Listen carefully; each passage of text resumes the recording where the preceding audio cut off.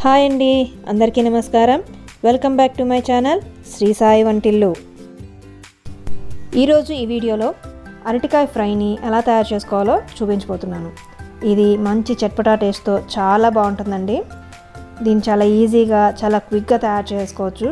ఇది సాంబార్ రైస్కి side dish కింద చాలా బాగుంటుంది. అలాగే అరటికాయ హెల్త్కి చాలా మంచిదండి.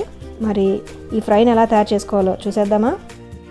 దీనికోసం ముందుగా ఒక మీడియం సైజ్ కూర అరటికాయని తీసుకుని దాని ఎడ్జెస్ని కట్ చేసుకోవాలి. తర్వాత దీని తోలుని తీసేయాలి. మనం మామూలుగా ఇలా పీల్ చేస్తాం, అలా కాకుండా ఇలా పైనుంచి కింద వరకు కొద్దిగా డీప్గా ఘాట్ పెట్టాలి.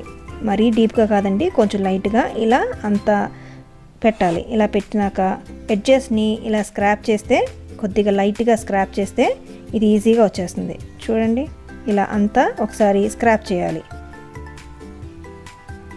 ఇప్పుడు దీన్ని ఇలా తీసేస్తే వచ్చేసింది. చూసారా, చాలా ఈజీగా వచ్చేసింది.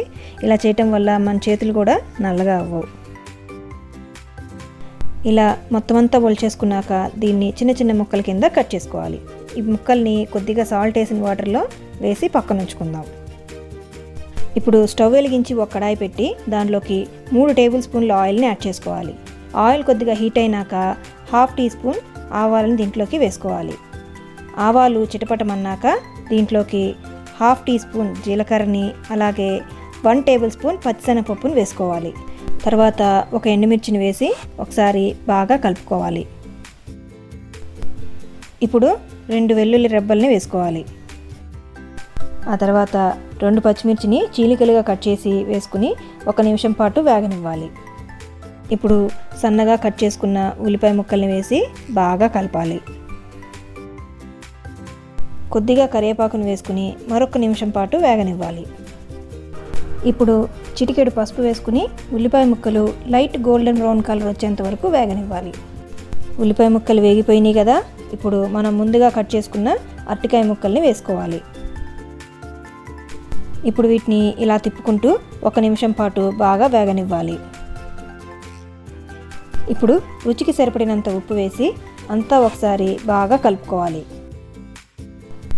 ఇలా కలుపుకున్నాక ఇప్పుడు మూత పెట్టి ఒక 5 నిమిషాల పాటు మగ్గనివ్వాలి.